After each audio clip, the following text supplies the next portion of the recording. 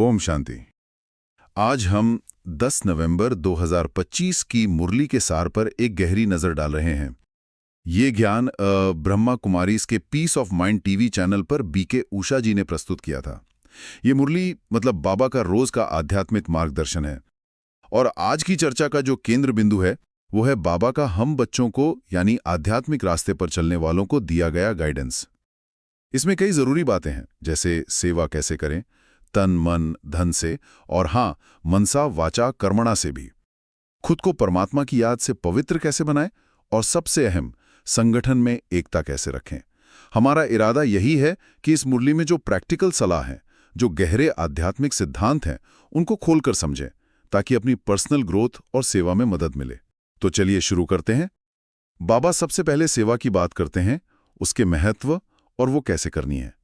तन मन धन से सेवा करने को कहते हैं, और उससे भी सूक्ष्म मतलब मनसा वाचा कर्मणा से। लक्ष्य भी बहुत ऊंचा है, 21 जन्मों के लिए बाबा से एजाज पाना, मतलब एक तरह का आध्यात्मिक वरदान या पुण्य। लेकिन यहाँ एक दिलचस्प बात है जिस पर बाबा खास जोर दे रहे हैं। हाँ बिल्कुल, और वो बात देखा जाए तो सेवा की सफलता की नींव है। बाबा बिल्कुल साफ कहते हैं कि सेवा तभी सफल होगी जब आपस में कोई अनबन, कोई खिटपिट न हो। बाबा का शब्द है लून पानी नहीं बनना, मतलब आपस में कड़वाहट या नेगेटिविटी न हो। एक दूसरे के लिए बहुत प्यार, बहुत सम्मान होना चाहिए। संगठन की एकता उसको बाबा सबसे ऊपर रखते हैं, खासकर जब नए सेवा केंद्र खोलने हों। निर्देश है आपस में मिलकर संगठन बनाए रहो करो। और ये एकता सिर्फ संगठन लेवल पे नहीं, अगर कोई घर में सेंटर चला रहा है तो पति पत्नी में भी पूरा तालमेल हो, कोई झगड़ा नहीं। ये लून पानी ना बनने वाली बात वाकई सोचने वाली है। अक्सर क्या होता है कि सेवा के जोश में आपसी रिश्तों की मिठास कहीं पीछे रह जाती है। बाबा शायद इसी खतरे से सावधान कर रहे हैं कि बाहरी सफलता अंदरूनी एकता की कीमत पर ना हो। और फिर वो सिद्धांत आता है, हिम्मत बच्चे मदद बाप। ये भी थोड़ी अलग बात है ना? आमतौर पर तो लोग पहले मदद मांगते हैं, फिर शायद हिम्मत करते हैं। बिल्कुल, बाबा यहाँ क्रम बदल रहे हैं। पहले साधक को खुद हिम्मत दिखानी होगी, कदम उठाना होगा सेवा के लिए, और मददगार आत्माओं को तैयार करना होगा। जब बच्चे अपना पाठ हिम्मत से करते हैं, तब बाप की मदद अपने आप मिलती है। ये आत्मनिर्भरता और ईश्वरीय मदद के बीच एक बहुत सुंदर बैलेंस सिखाता है। ये उस सोच के बिल्कुल उलट है जहां बस ऊपर से मदद का इंतजार करते रहो। बाबा चाहते हैं बच्चे खुद शक्तिशाली बने, कर्ता बने, सिर्फ मांगने वाले नहीं। अच्छा, और इसी पॉइंट पर बाबा घर गृहस्थी और सन्यास का फर्क भी दिखाते हैं। जैसे मुरली में बताया है, कई सन्यासी दुनिया की झंझटों से बचने के लिए घर छोड़ देते हैं, लेकिन बाबा का रास्ता अनोखा है। कहते हैं घर में रहो, जिम्मेदारियां निभाओ, पर कमल फूल जैसे न्यारे और पवित्र रहो, और साथ में सेवा भी करो और संगठन में एकता भी रखो। ये तो सच में एक बड़ी चुनौती है, घर में रहते हुए ये सब साधना। छोड़ना शायद आसान हो, पर घर में रहते हुए, रिश्तों के बीच रहते हुए, अपनी आंतरिक स्थिति बनाए रखना, विकारों से फ्री रहना और ईश्वरीय सेवा में लगे रहना, इसके लिए लगातार पुरुषार्थ और बाबा पर अटूट विश्वास चाहिए। यही तो राजयोग की खासियत है, जो गृहस्थ और निवृत्ति मार्ग का बैलेंस सिखाता है। चलिए अब दूसरे महत्वपूर्ण पॉइंट पर आते हैं, आत्मशुद्धि और परमात्मा की याद, जिसे हम याद कहते हैं। बाबा का निर्देश यहाँ बिल्कुल सीधा और साफ है, निराकार शिव बाबा को याद करना है, और इसका कारण भी उतना ही स्पष्ट है। बाबा के अनुसार सिर्फ यही एक तरीका है जिससे जन्म जन्म के विकर्म खत्म हो सकते हैं और आत्मा अपने असली पवित्र रूप में वापस आ सकती है। बाबा जोर देकर कहते हैं, याद के सिवाय और कोई उपाय नहीं। हाँ, और यहाँ राजयोग और दुनिया में जो हठ योग चलता है, उसके बीच का जो बेसिक फर्क है, उसे समझना बहुत जरूरी है। बाबा समझाते हैं कि हठ योग या दूसरी फिजिकल एक्सरसाइज से शरीर को शायद कुछ फायदा हो जाए, आसन वगैरह सिद्ध हो जाए, लेकिन आत्मा का कल्याण, आत्मा की शुद्धि, उसकी उन्नति उससे संभव नहीं है। सच्चा योग, जिसे राजयोग कहा गया है, वो है खुद को देह से अलग अविनाशी आत्मा महसूस करना और अपने पारलौकिक पिता निराकार परमात्मा शिव को याद करना। ये ज्ञान और योग स्वयं बेहद का बाप आकर संगम युग पर सिखाते हैं, कोई इंसान या देहधारी गुरु नहीं। लेकिन ये सुनने में जितना आसान लगता है, प्रैक्टिस में उतना ही चैलेंजिंग है। मुरली में भी ये बात आती है कि बच्चे अक्सर कहते हैं, बाबा हम याद करने बैठते हैं लेकिन घड़ी घड़ी भूल जाते हैं, दुनिया भर के संकल्प आने लगते हैं, मन जैसे टिकता ही नहीं। इस पर बाबा कुछ बताते हैं कि इस मुश्किल से कैसे डील करें। हाँ, बाबा इस सच्चाई को मानते हैं कि मन चंचल है, विचार तो आएंगे ही।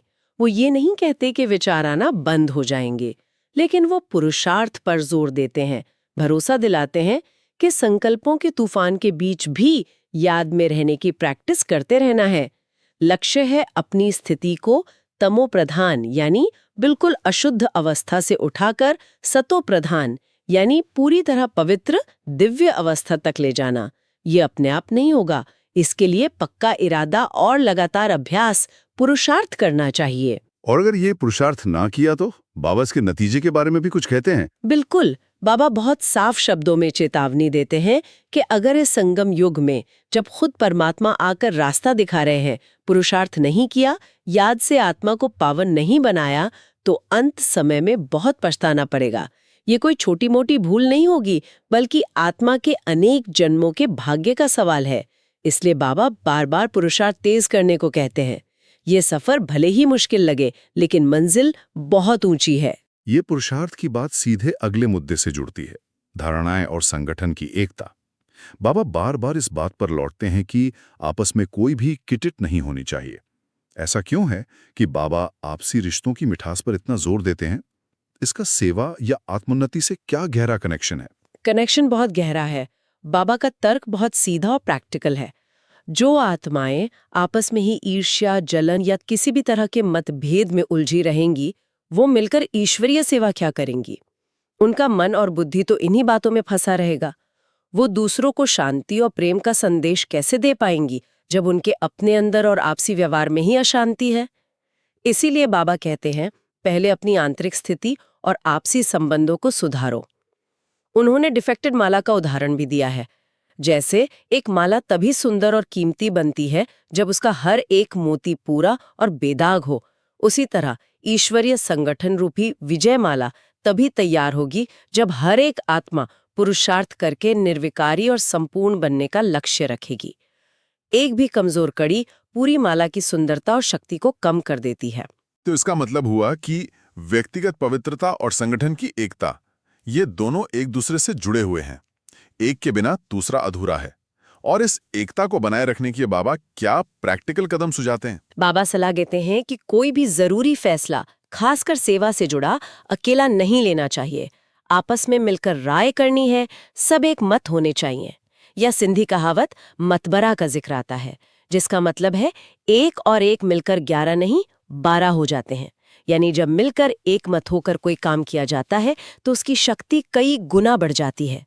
बाबा चाहते हैं कि बच्चे एक दूसरे के सहयोगी और मददगार बने, कॉम्पिटिटर नहीं।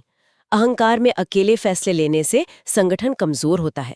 और अगर बाहर से कोई विरोध करे या नेगेटिविटी दिखाए, कोई अपमान करे या गाली दे, तब क्या करना चाहिए? क्या उससे भी लड़ना है या कोई और तरीका है? नहीं नहीं, बाबा का निर्देश बिल्कुल साफ है। अगर कोई गाली भी दे या विरोध करे तो भी परेशान नहीं होना है, उनसे उलझना नहीं है, बल्कि उनके लिए भी शुभ भावना रखनी है, मन में कल्याण की कामना करनी है, उनकी बातों की परवाह नहीं करनी है। ये आत्मसम्मान की स्थिति है, जहां बाहरी क्रिटिसिज्म या विरोध आत्मा की अंदरूनी शांति को भंग नहीं कर पाता। और यही बात सांसारिक कार्यक्रमों जैसे शादी ब्याह वगैरह में जाने पर भी लागू होती है। बाबा मना नहीं करते, बल्कि कहते हैं जरूर जाओ, लेकिन जाकर अपनी सर्विस करो। यानी हर दुनियावी मौके को भी अलौकिक सेवा का निमित्त बना देना है, अपनी स्थिति और दृष्टि से माहौल को प्रभावित करना है। ये तो वाकई जीने का एक बहुत शक्तिशाली तरीका है, हर सिचुएशन को आध्यात्मिक उन्नति और सेवा के मौके में बदल देना। अब आते हैं चौथे और शायद सबसे गहरे पहलू पर, अनासक्ति और एकाग्रता। बाबा का निर्देश है कि बुद्धि का योग देह और देह के सभी रिश्तों से हटाना है। यहां तक कि जो रिश्ते पवित्र माने जाते हैं, जैसे भाई बहन का, उससे भी बुद्धि योग तोड़कर सिर्फ एक बाप से जोड़ना है। बहन भाई का संबंध भी तोड़ना पड़ता है, योग सिर्फ एक बाप से हो। यह सुनने में बहुत कठोर लगता है। इसका क्या मतलब है? ये निर्देश असल में आत्मा को फाइनल लिबरेशन और कॉन्सेंट्रेशन की ओर ले जाने के लिए है। बाबा समझाते हैं कि जब तक बुद्धि का लगाव किसी भी देहधारी में, चाहे वो कितना भी पवित्र या प्रिय क्यों ना हो, अटका रहेगा, तब तक आत्मा पूरी तरह परमात्मा में एकाग्र नहीं हो सकती। लगाव चाहे कितना भी सूक्ष्म क्यों ना हो, विकारों का बीज बन सकता है, या कम से कम परमात्मा से योग को तोड़ता है। बाबा चाहते हैं कि बच्चे देह और देह की दुनिया के आकर्षण से पूरी तरह मुक्त होकर एक निराकार परमात्मा में अपनी बुद्धि को स्थिर करें। ये विकारी दृष्टि को जड़ से खत्म करने का तरीका है। भाई बहन के रिश्ते का उदाहरण इसलिए दिया गया क्योंकि उसे समाज में पवित्र माना जाता है, लेकिन बाबा की नज़र में आत्मा का सच्चा और अविनाशी रिश्ता केवल परमात्मा पिता से है। बाकी सभी रिश्ते देह पर आधारित और नाशवान हैं। लेकिन क्या ये मुमकिन है? मन में तो पुराने रिश्ते, पुराने लगाव उभरेंगे ही।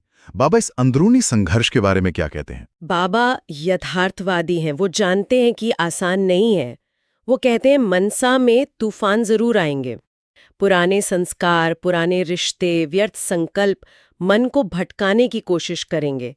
इसीलिए बाबा सावधान करते हैं, खबरदार हो जाओ, यानी जागरूक रहो, अपने मन के संकल्पों पर ध्यान रखो।